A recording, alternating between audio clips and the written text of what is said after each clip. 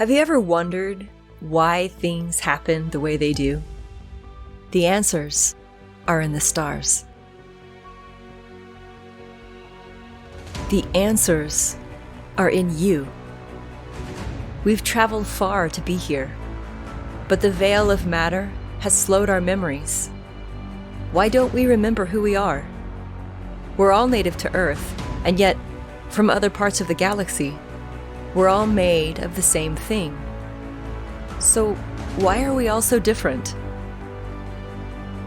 At the individual level, there is a sense of me, an esoteric or inner self. At conception, the spark of life collides with matter. We take form.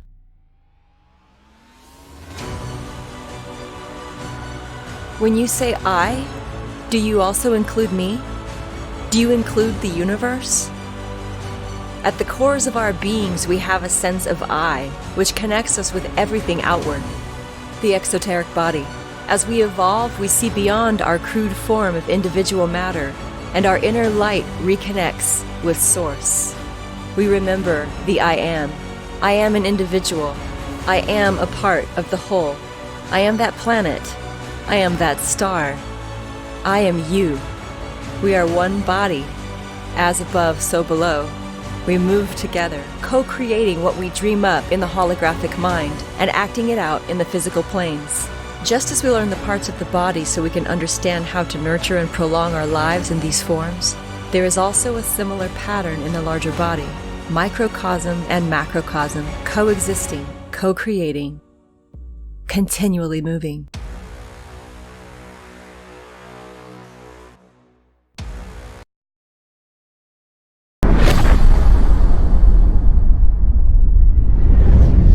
Back to Psychic Insights Astrology, I'm your host, Desiree Fultz. In Lesson 1, we briefly covered why we're using 13-sign Sidereal astrology for this series. If you're just now tuning in, I recommend watching the videos in chronological order, as it will follow the lesson plans outlined in my book, Gate and Key, Sidereal 13-Sign Astrology. The book is available on Amazon and my website, pi-astro.com. Those links are in the description. As mentioned in the cinematic preview, astrology is concerned with the movements of the heavenly body and its relationship to the movements of the physical body, and also in relation to the subtle bodies of human beings, that is, the spiritual body.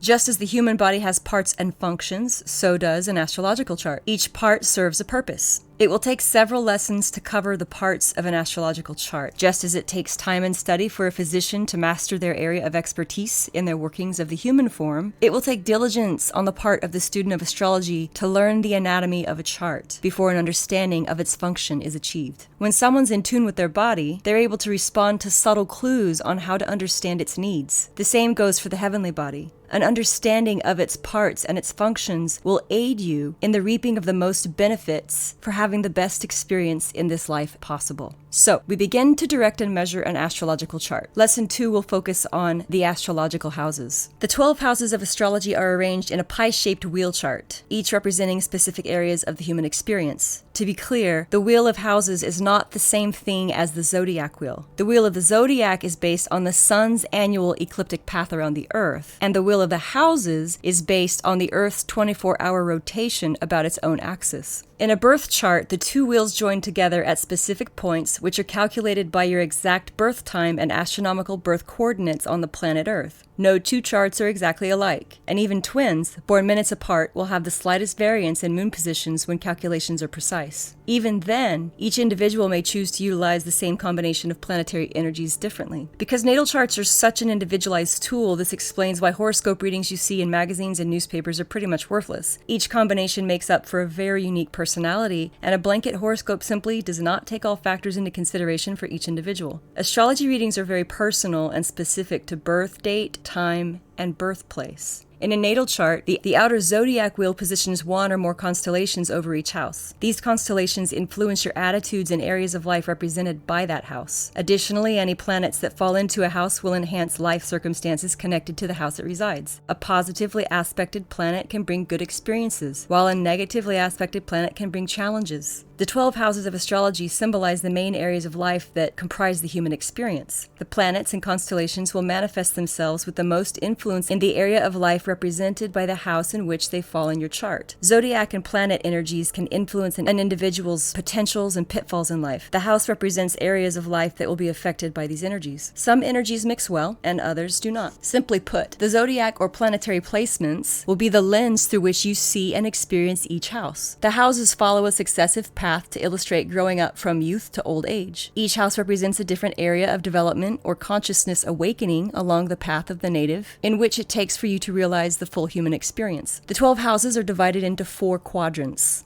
Can be described as the spring, summer, fall, and winter seasons of life. Astrological houses, as they fall into each quadrant, can be seen as angular, succedent, or succedent, however you prefer to pronounce it, or cadent. They each line up with qualities known as cardinal, fixed, and mutable in how they're interpreted. The 4 quadrants each contain 3 houses that support one another in their season of life development. Each quadrant begins on the chart's angle, and these are known as the angular houses. The most active houses are the angular ones, so when a natal chart has planets in an angular house, they will play a very important role in the individual's active life. The succedent houses are areas that support, balance, and bring each major area into full fruition. The cadent houses are areas filled with unexpected changes and surprises that mix up the results, and give you circumstances and experiences that build upon each quadrant and give meaning to life. Angular houses represent things that are to be or not to be, roles that you play in your life. Succedent houses represent things that are to use or not to use, tools that you use to develop who you are. The cadent houses are things that are to develop, understand, or to transform, ways that you evolve. The angular houses are the first, the house of self, the 4th, house of home and family, the 7th,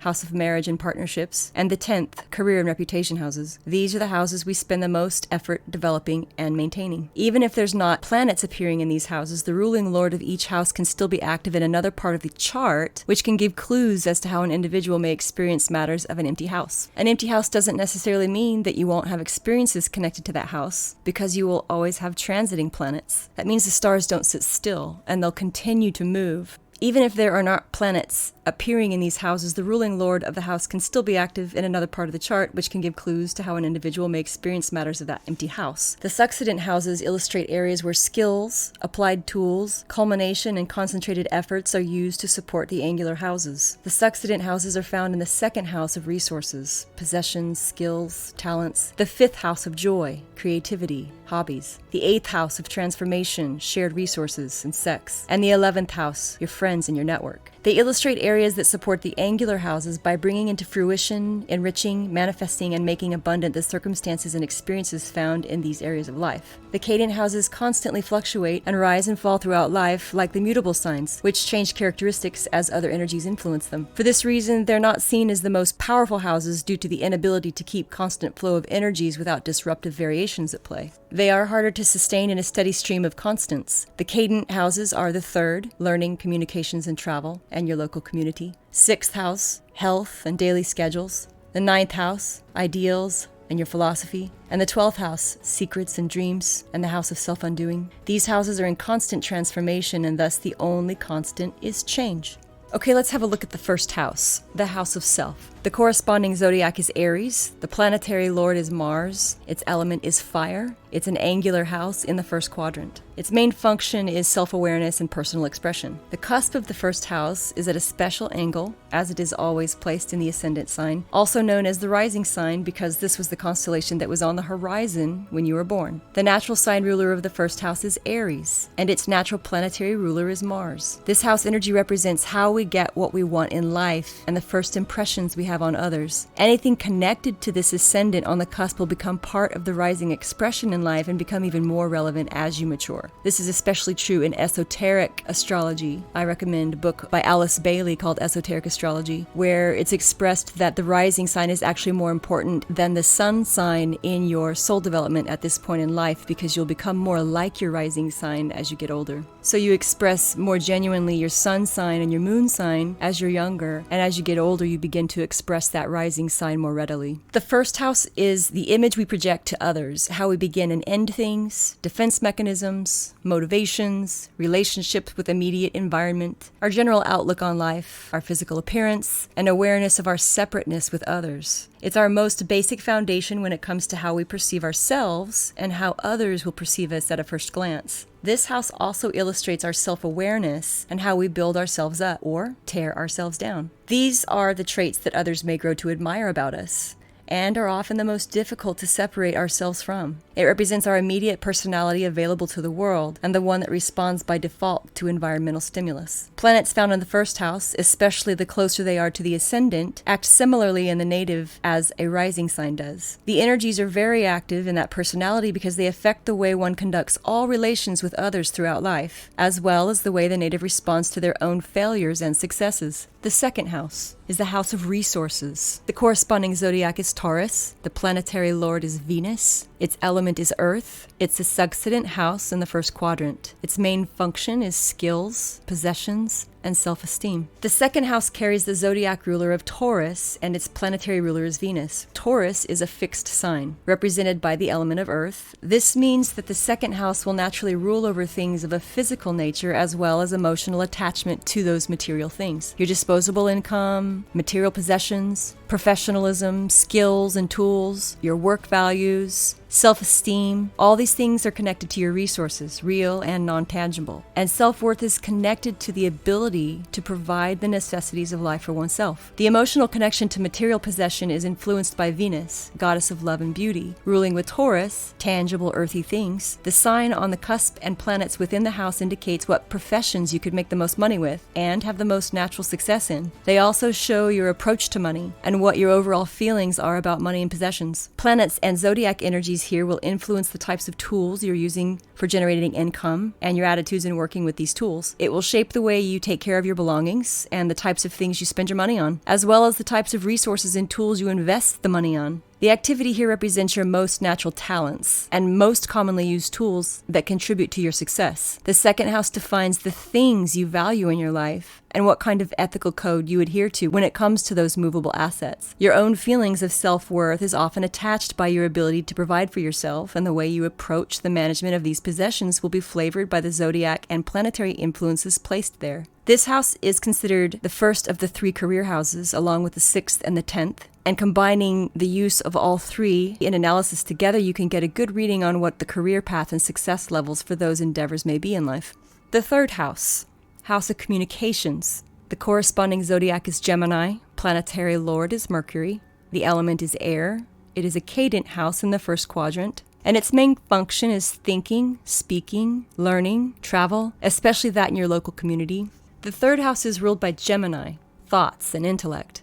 And its natural planetary ruler is Mercury, communications, travels, learning. It rules the lower mind, or the concrete mind, communication, interactions with the immediate environment, local community, and neighbors, siblings, and early environment, mental processes, study habits, learning process, short trips, writing and speaking style, media, and the type of things you like to study. It's essentially the ways in which you process information and communicate it with the world. It's how you take in new experiences, filter them, and how you react to them. The concrete mind is the mechanical brain that runs cultural programming and basic information that allows us to communicate with others. It's the part of the mind concerned with compartmentalized thinking, day-to-day tasks, conflict resolution, and the way we engage in conversation with others. The areas of education and learning connected with the third house are elementary school, middle school, and high school. It's how you learn to do basic things like tie your shoes, feed yourself, and drive a car. The third house is connected with short journeys, trips to work, school, church, and local community activities close to home. It represents the quality of relationships we have with others in local community, classmates, siblings, co-workers, teammates, teachers, and neighbors. Planets and zodiacs here can influence the types of things you study, the way you prefer to travel, the mode of channels of communication you use, and the way you solve problems when they arise. The fourth house, the house of home. The corresponding zodiac is Cancer. Planetary lord is the moon. Element is water. Angular house of the second quadrant. Its main function is family, foundation, security, and home. I like to call this house the second house of awareness. The first house represents the awareness we have in comparison to others. However, the type of self-awareness connected with the fourth house is that of the inner world. How comfortable are you in your own skin? Your body is a temple and home to your soul. The way we perceive ourselves here is often not projected outwardly but inwardly. Only those who spend a lot of time around us, like family, would see this private part of us. Our inner security is heavily connected to our home environment. Not only does this house rule your actual physical home, it represents your refuge from the world and where you relax and enjoy for your privacy. The fourth house also governs the mother, or less dominant parent. The planets and zodiacs here, as well as the Lord's position, can reveal a lot about the personality of the mother.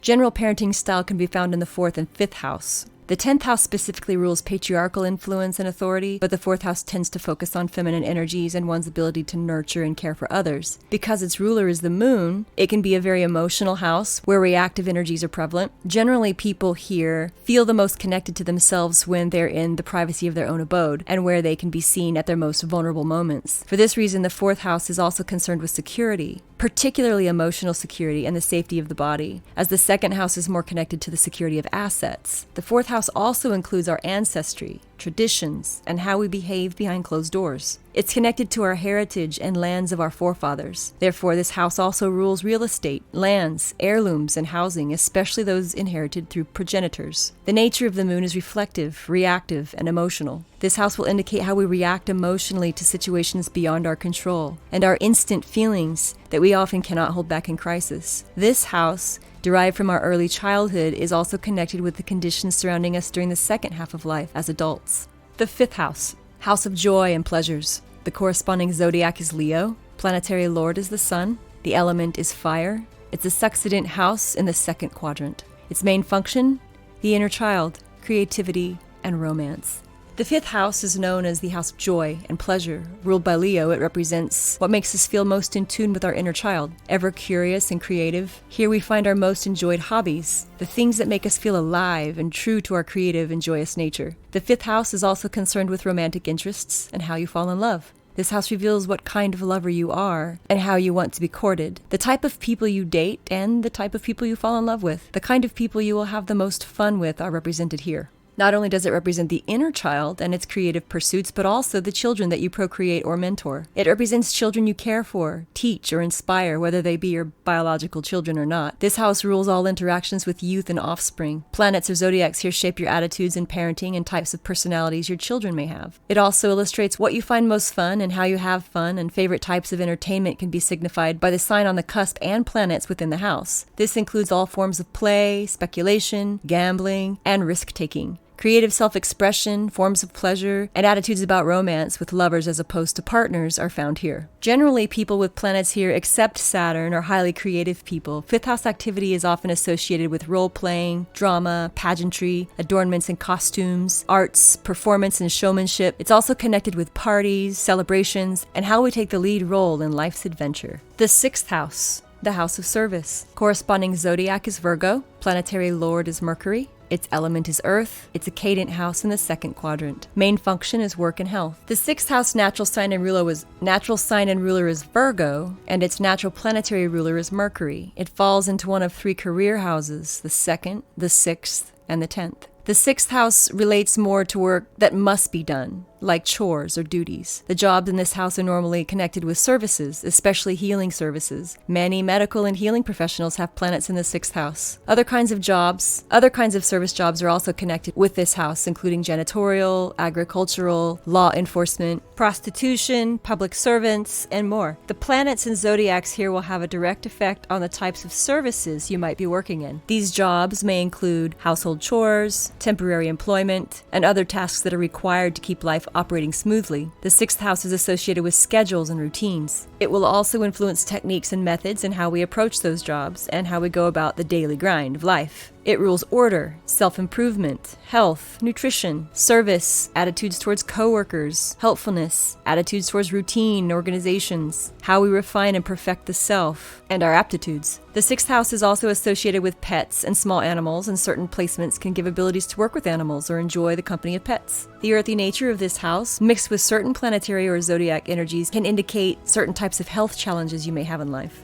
Of the 4 magical houses, the 6th house is concerned with practical magic, kitchen witches, green witches, low magic, folk magic, cats, herbs, oils, crystals and potions. Many healers have placements here and are able to perform many miracles of physical healing in themselves or others. Other healing arts are connected with the 6th house are also acupuncture, massage, touch therapy, soaks, salves, and other similar practices. The 7th house, the corresponding zodiac, is Libra. Planetary lord is Venus. The element is air. It's an angular house in the 3rd quadrant. Its main function is marriage, partners, and relating. The cusp of the 7th house is a special angle called the descendant. The sun was setting on your descendant when you were born. That means this area is less about you and more about how you relate and coexist with others for the common good. Its natural sign ruler is Libra, and its natural planetary ruler is Venus. It rules companionship, the alter ego, partnerships, one-to-one relationships, marriage, significant others, and business partnerships. This also includes your inner circle or best friends. And since friends do not always stay friends, and spouses sometimes divorce, this house also rules open enemies. Normally, the kind of relationships that are connected to this house have some kind of contract or agreement binding them together. Marriage license, publishing contract, work agreement, adopted children or stepchildren, business partnerships, teammates. All of these relationships have contracts attached to them. When those contracts go bad, it sometimes leads to litigation. Someone suing you is certainly an open enemy. Other open enemies can be competitors or rivals. The type of people you're likely to attract into your experience are on your descendant. The planets and zodiacs in the 7th house indicate what kind of partners you're most likely to have unions with. This house, influenced by the scales of Libra, rules mediators, counselors, the reasons why we form unions with others. House placements show how we relate to others and how we go about forging relationships that have a common goal with united efforts. Astrologers purposefully separated the house of joy and romance, the 5th house, from the house of marriage and partnerships, the 7th house. Throughout history, people have married for reasons that had nothing to do with love. Sometimes marriages were arranged, or they were unions based on religious or political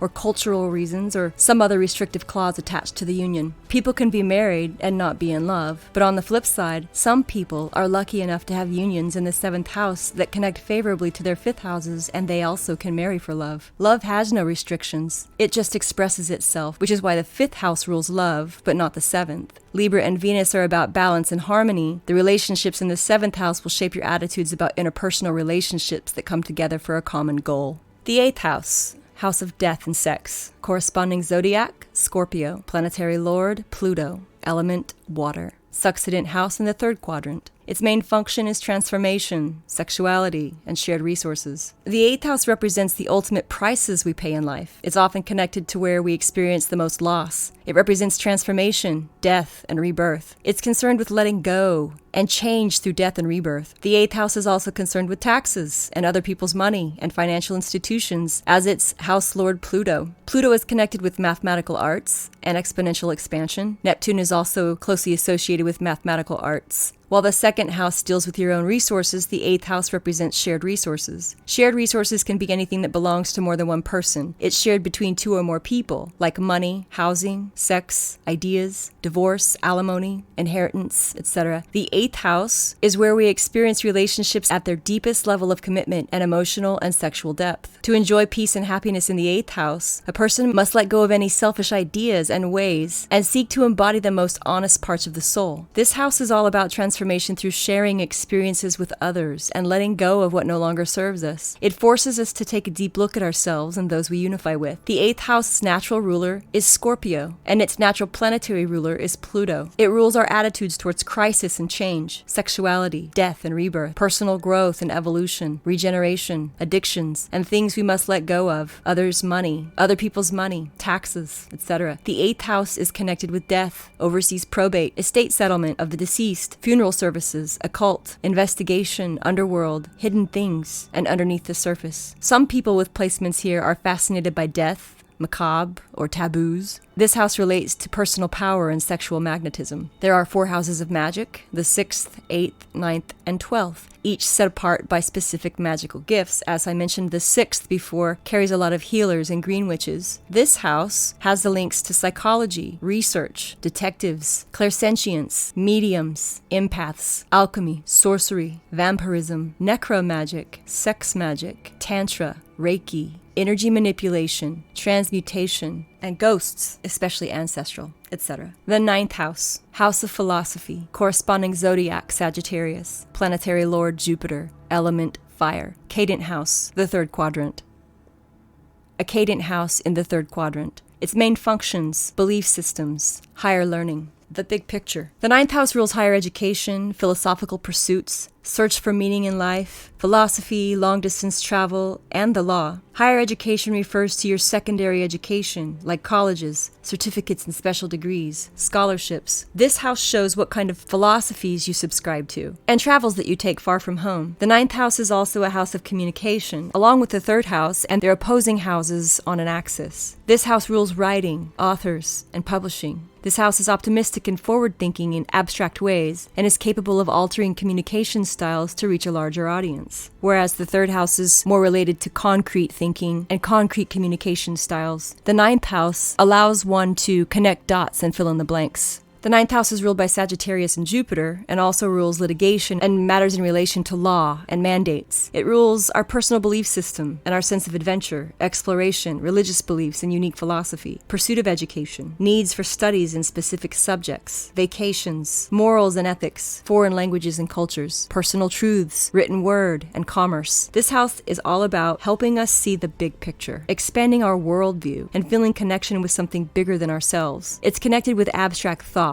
and the history of the world. This house is concerned with the adventures we take in life, and placements here will influence where we're likely to travel and why. The journey of 1,000 miles begins with a single step, and it evolves our personal philosophy, and the attitudes that shape the higher mind are found here. By exploring our world, we begin to connect the dots of all the knowledge and experience we acquired along our path. This house deals with understanding what we see and feel, delving deeper in hopes of connecting to higher truth and meaning. Since philosophy and law is so closely connected, this house rules attorneys, litigation, and the process of forming ideas into cultural norms. Laws are derived from 9th house philosophical arguments that influence public opinion, and they're enforced in the 10th house where authorities and courts reside. The 9th house is also connected to grandchildren as well as in-laws. There's 4 houses of magic, the 6th, 8th, 9th, and 12th. Each sets apart a specific set of magical gifts. This house has links to ritual magic, divination, theurgy, religion, gurus, teachers, mentors, invocation, prayer, etc. The 10th house, house of achievement, corresponding zodiac, Capricorn, planetary lord is Saturn, element is Earth, an angular house in the 4th quadrant. Its main function, profession, authority, reputation, achievements. The cusp of the 10th house is a special angle called the midheaven, the MC, or the medium coeli. Its natural sign ruler is Capricorn, and its natural planetary ruler is Saturn. Its position points to professions that you may follow for a long-term career, or it can determine how you appear in the public eye. This house is concerned with public standing, success, societal rank, and what you are an authority in. The 4th quadrant is literally the culmination of your life as you evolve. 10th, 11th, and 12th houses are the houses that take the longest to see final results in. They represent the masses and the influence you have on it while in this life, and the mark you leave in the world. If you have no planets here, it doesn't mean you won't have success in the world. The lords of those houses can be considered for how the houses may express their influence in the life of the native. The 10th house rules highest career aspirations, public and community standing, profession, lifelong pursuits, as opposed to the often temporary pursuits found in service jobs related to the 6th house. It relates to high position, which makes a contribution to society, but in a different way than 2nd and 3rd house jobs. 2nd house careers, 10th house careers are often associated with fame, position in society, rank, office, social standing, public reputation, notable success, popularity, publicly recognized achievement, authority figures, etc. Whereas 6th house jobs often have less public importance and act more as cogs in the wheel of the machine. 10th house jobs are not jobs where you're working for someone else, but rather where you're the one in charge. For this reason, we find CEOs, managers, supervisors, business owners, and job creators and employers. The second house equals jobs that you do for yourself. The sixth house equals jobs that you do for others. And the 10th house equals jobs you oversee or that have an effect on a larger audience. 10th house jobs will be connected to a motivation for personal achievement and recognition. This is why we often find self-employed or company owners that run their own businesses. Dream job comes to mind. Second house jobs are connected with the acquisition of resources and wealth, while 10th house jobs are attached to acquisition of achievement and social standing. Sixth house jobs are routine and service-oriented, often working for another authority and with limited achievement or limited advancement. Occasionally, the career houses will be connected by trines that indicate a connection between the types of work you will do and the capacity to join them together in a progressive and advancing career. The natural planetary ruler of the 10th house is Saturn. He's known as the Father Time and often doesn't give its fruits in the 10th house until after Saturn has returned, much later in your life. Therefore, if you have a 10th house connected to the second or sixth houses, you may progress through many career phases over time to earn ultimate achievement and recognition in the 10th house eventually. With activity in multiple career houses, generally we'll see someone who eventually gets tired of working for someone else and eventually works their way up to their own business ventures. This normally happens through experience, acquisition of assets needed to start a business, or attaining the education and experience necessary for advancement. Father Time also rules the elderly and the wise. So we see that most 10th house careers are not activated until the person is wise enough to have authority in their field. This often takes many years to realize. Placements here can also give government careers. The 10th house is also connected to paternal figures, the father or most paternal parent or caregiver. It can indicate personality traits of paternal progenitors. Since it's ruled by Saturn, the 10th house is naturally connected to all types of authority figures: bosses, employers, governments, corporations, attitudes towards responsibility, attitudes towards abiding by the law, and motivations for achievement. This authority also includes that of judges, courts, kings, and principalities. This house is concerned with governing others, management, supervision, and overseeing. This house influences the attitudes we have with people in positions of authority over us, or the way we deal with institutions or laws that are restrictive to us in some way. It's also connected with the way we wield authority over others and how we rise to power. Saturn is considered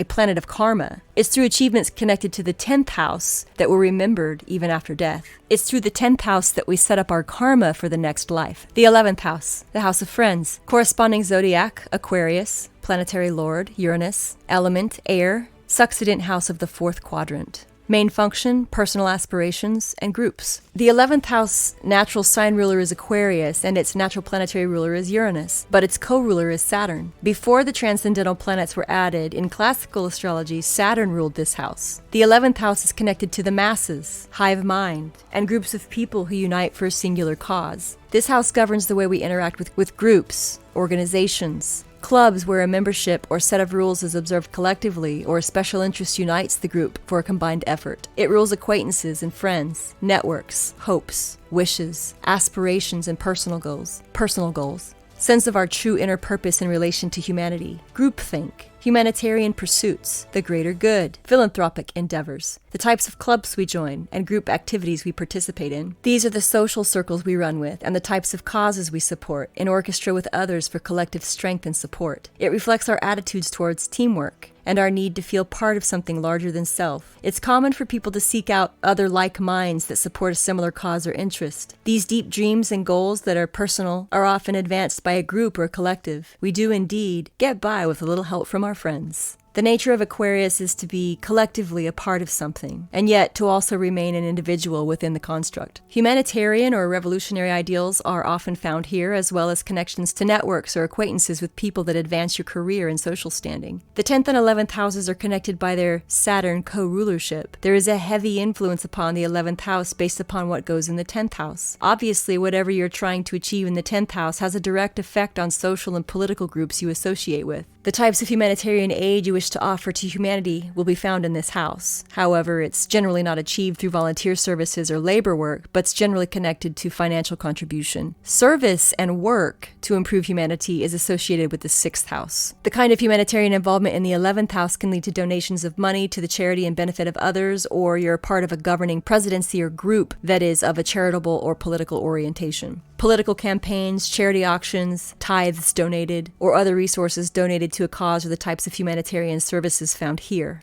Your 11th house represents the people you share your success with, the ones who celebrate with you and support your cause. They are often a great support financially or motivationally and can fuel your 10th house reputation. The 12th house, house of dreams and hidden things. Corresponding zodiac is Pisces, planetary lord is Neptune, element is water, cadent house in the 4th quadrant. Its main functions are evolution, undoing, secrets, spirituality. The 12th house natural sign ruler is Pisces and its natural planetary ruler is Neptune. Before the transcendental planets in classical astrology, Jupiter was the lord of this house. They co-rule the 2 houses connected to abstract thinking and evolution of the psyche. However, they approach mental evolution differently. The 9th house evolves through expansion and adventure, and the 12th house evolves through disillusion and refinement or imprisonment and self-undoing. The 12th house is related to that which is hidden below the surface, secret, or lost. Hidden things may include deep thoughts people keep to themselves, relationships that are hidden from the knowledge of others, illegal activity, top secret missions, confidential information, or other activities that are hidden. It's considered the house of self-undoing because often the planets here exhibit personality traits that we are unaware of in ourselves. They're usually traits that others recognize in us readily, but we don't perceive in ourselves because they're hidden to us. In karmic astrology, these hidden planets were hidden there due to a possible misuse of that planet's energies in a previous life, or it was not expressed in a way that led to our soul growth. Therefore, often planets in the 12th house are associated with past life karma. Since this house rules the subconscious mind, planets here will be subconsciously accessed and exhibited in your personality, which will be noticed by others even if you are blind to their effects. We can often unlock the use of these planets once we've evolved enough to use them in a conscious way responsibly. Otherwise, the negative unconscious use of the planet's energies can block growth and imprison that energy within the subconscious recesses of the mind where they are difficult to access. This house contains hidden strengths and hidden weaknesses. It represents the ways we hold ourselves back and our pathways to liberation and spiritual discovery. The 12th house rules the realms of illusions and dreams. It's concerned with lost items, hospitals, prisons, as well as spiritual studies that refine the soul. This is where we guard our darkest secrets, hidden desires, where we spend most of our private moments in deep thought. It's the spiritual realm of personality where dreams are spun and intuitions are discerned. It's the house where we must discover and accept our darkest parts and find ways to use them in constructive ways, lest they destroy us by our unawareness of them. Activating hidden 12th house planets takes conscious effort because it's the process of drawing the energies out of a hidden and secluded place, liberating it from imprisonment, and healing its wounds in an infirmary of the soul before it can be discharged and released into active consciousness. Invisible actions connected with 12th house planets can blow up in your face if you try to hide the weaknesses here. They must be confronted and channeled in healthy ways before the 12th house will release the energies of your placements there. If you do not, the secrets you have here that are not resolved can become your self-undoing. Planets here will call you to work through your own darkness until you come to a recognition of your own faults. These are areas of life where you seem to be a victim, and you're most often than not results of something that you subconsciously fueled and escalated into your own experience. What seems to be the results of the actions of others are actually circumstances you manifested by your own thoughts and automatic reactions. Self-realization and recognition of your own contribution to problems in your life will be imperative for positive application of 12th house planets. These hidden weaknesses can become your superpowers if you take ownership of them responsibly. People with a lot of 12th house planets often become hermits, shut-ins, or join monasteries or spiritual groups that impose limitations. There's 4 houses of magic, the 6th, the 8th, the 9th, and the 12th, each set apart by specific magical gifts. This house has links to astral projection, dreams, visions, psychic phenomenon, telepathy, clairvoyance, remote viewing, paranormal activity, spiritual mental realms, parapsychology, and more. Other areas connected to the 12th house are large animals like horses, addictions, hidden enemies, asylums, boarding schools, hospitals, prisons, and things that imprison us. Those can even be ideas. Placements either indicate working for one of these institutions or being imprisoned by one. All types of isolation, avoidance, and self-imprisonment are related to this house. We also see a lot of doctors and healers with placements in the 12th house, especially if they're connected to the 6th house.